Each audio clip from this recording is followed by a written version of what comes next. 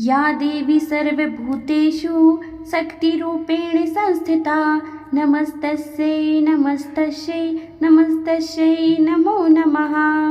जय माता दी। तो भक्तजनों, आज नवरात्र का तीसरा दिन है, यानी माँ चंद्रघंटा का दिन है। माँ दुर्गा की तीसरी शक्ति का नाम चंद्रघंटा है। नवरात्रों में तीसरे दिन की पूजा का अत्यधिक महत्व है और इस दिन इन्हीं के विग्रह का पूजन आराधना किया जाता है। इस दिन साधक का मन मणिपुर चक्र में प्रविष्ट होता है। देवी का यह स्वरूप परम शांतिदायक और कल्याणकारी है। माँ चंद्रघंटा की उपासना करने से भय का नाश होता है और साहस की प्राप्ति होती है। शत्रुओं का नाश करने के लिए माँ का आशीर्वाद बहुत जरूरी है। इसके मस्तक पर घंटे के आकार का आधा चंद्र है। इनके शरीर का रंग सोने के समान चमकीला है। इनके 10 हाथ है। इनका वाहन सिंह है। इनकी उपासना से हमारी सभी मनोकामनाएं पूर्ण होती है। जय माता दी। तो भक्तों, अब हम दुर्गा पाठ का चौथा अध्याय का श्रवण करते हैं। सिद्धि की इच्छा रखने वाले पुरुष जिनकी सेवा करते हैं तथा देवता जिन्हें सब ओर से घेरे रहते हैं, उन जया नाम वाली दुर्गा देवी का ध्यान करें। उनके श्री अंगों की आभा काले मेघ के समान श्याम है। वे अपने कटाक्षों से शत्रु समूह को भय प्रदान करती है। उनके मस्तक पर आबद्ध चंद्रमा की रेखा शोभा पाती है। वे अपने हाथों में शंख, चक्र, कृपाण और त्रिशूल धारण करती है। उनके 3 नेत्र हैं। वे सिंह के कंधे पर चढ़ी हुई है और अपने तेज से तीनों लोकों को परिपूर्ण कर रही है। ऋषि कहते हैं, अत्यंत पराक्रमी दुरात्मा महिषासुर तथा उनकी दैत्य सेना के देवी के हाथ से मारे जाने पर इंद्र आदि देवता प्रणाम के लिए गर्दन तथा कंधे झुकाकर उन भगवती दुर्गा का उत्तम वचनों द्वारा स्तवन करने लगे। उस समय उनके सुंदर अंगों में अत्यंत हर्ष के कारण रोमांच हो गया था। देवता बोले, संपूर्ण देवताओं की शक्ति का समुदाय ही जिनका स्वरूप है तथा जिन देवी ने अपनी शक्ति से संपूर्ण जगत को व्याप्त कर रखा है, समस्त देवताओं और महर्षियों की पूजनीय उन जगदम्बा को हम शक्ति पूर्वक नमस्कार करते हैं। वे हम लोगों का कल्याण करें। जिनके अनुपम प्रभाव और बल का वर्णन करने में भगवान ब्रह्मा जी तथा महादेव भी समर्थ नहीं है। वे भगवती चंडी का संपूर्ण जगत का पालन एवं अशुभ भय का नाश करने का विचार करें।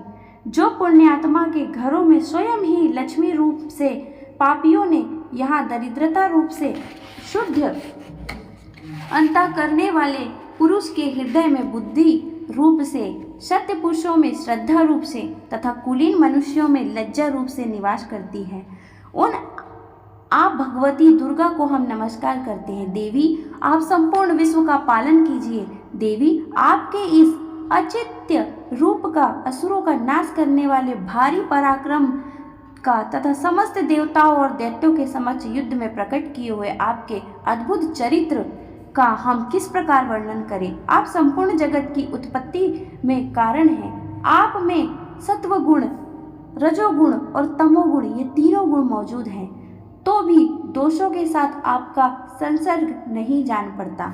भगवान विष्णु और महादेव जी आदि देवता भी आपका पार नहीं पाते। आप ही सबका आश्रय है। यह समस्त जगत आपका अंशभूत है, क्योंकि आप सबकी आदिभूत व्याकृता परा प्रकृति है। देवी, संपूर्ण यज्ञों में जिनके उच्चारण से सब देवता तृप्ति लाभ करते हैं, वह स्वः आप ही है। इसके अतिरिक्त आप पितरों की भी तृप्ति का कारण हैं। अतएव सब लोग आपको स्वधा भी कहते हैं। देवी, जो मोक्ष की प्राप्ति का साधन है, अचिंत्य महाव्रत स्वरूपा है, समस्त दोषों से रहित जितेंद्रिय तत्व को ही सार वस्तु मानने वाले तथा मोक्ष की अभिलाषा रखने वाले मुनिनज जिनका अभ्यास करते हैं, वह भगवती परा विद्या आप ही है। आप शब्द स्वरूपा है। अत्यंत निर्मल ऋग्वेद, यजुर्वेद और उद्गीत के मनोहर पदों के पाठ से युक्त सामवेद का भी आधार आप ही है। आप देवी त्रयी और भगवती है। इस विश्व की उत्पत्ति एवं पालन के लिए आप ही वार्ता के रूप में प्रकट हुई है। आप संपूर्ण जगत की घोर पीड़ा का नाश करने वाली हैं देवी, जिससे समस्त शास्त्रों के सार का ज्ञान होता है, वह मेघा शक्ति आप ही हैं। दुर्गम भाव सागर से पार उतरने वाली नौका रूप दुर्गा देवी भी आप ही हैं। आपकी कहीं भी आसक्ति नहीं है। केवट के शत्रु भगवान विष्णु के वक्ष स्थल में एकमात्र निवास करने वाली भगवती लक्ष्मी तथा भगवान चंद्रशेखर द्वारा सम्मानित गौरी देवी भी आप ही हैं।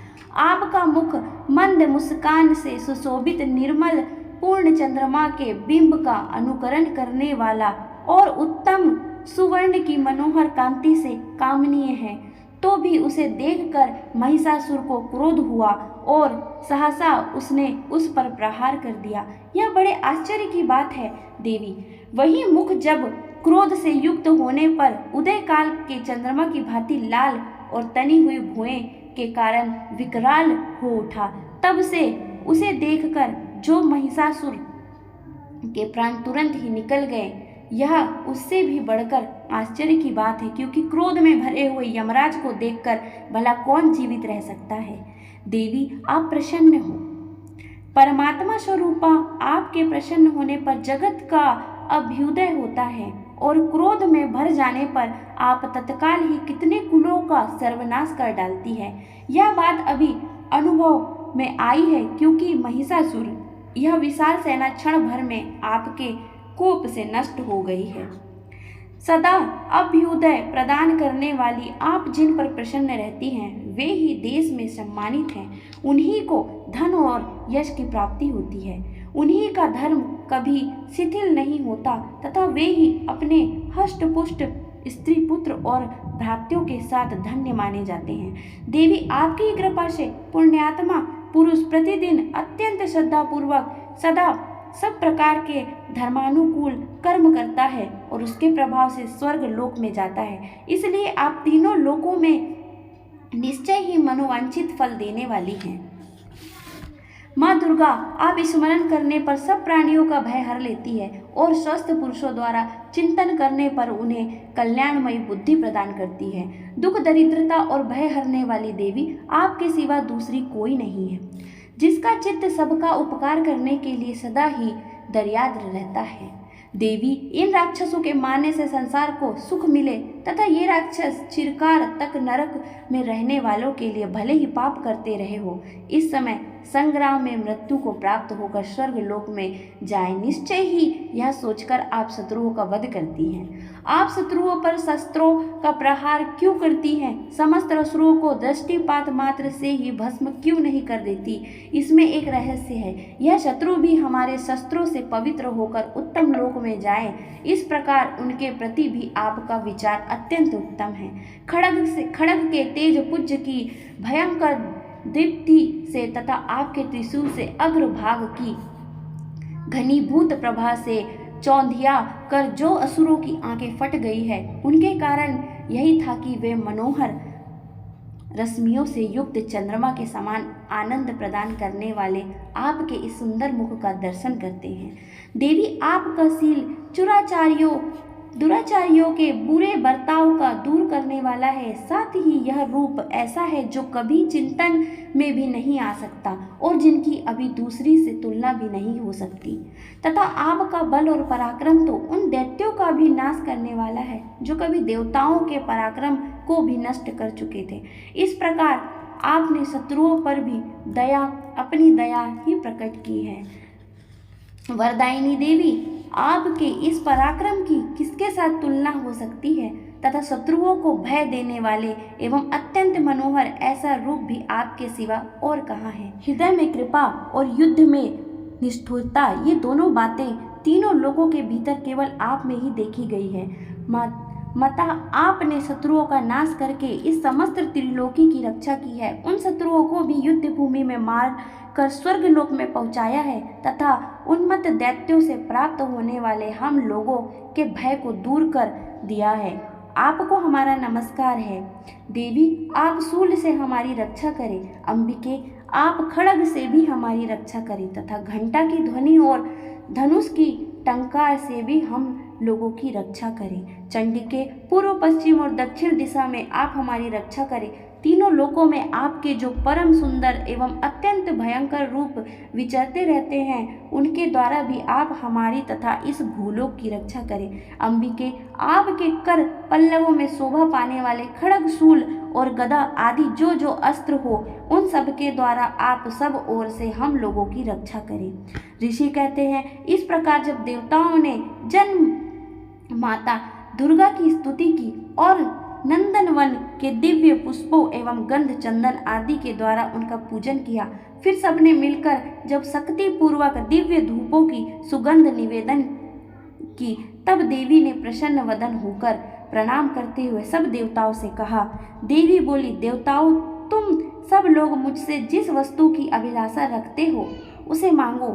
देवता बोले, भगवती ने हमारी सब इच्छा पूर्ण कर दी है, अब कुछ भी बाकी नहीं है, क्योंकि हमारा यह शत्रु महिषासुर मारा गया है। महेश्वरी, इतने पर भी यदि आप हमें और एक वर देना चाहती हैं तो हम जब जब आपका स्मरण करें तब तब आप दर्शन देकर हम लोगों के महान संकट को दूर करें तथा प्रसन्न मुखी अंबिके, जो मनुष्य इन स्तोत्रों द्वारा आपकी स्तुति करे उसे वित्त, समृद्धि और वैभव देने के साथ ही उनकी धन और स्त्री आदि संपत्ति को भी बढ़ाने के लिए आप सदा हम पर प्रसन्न रहें।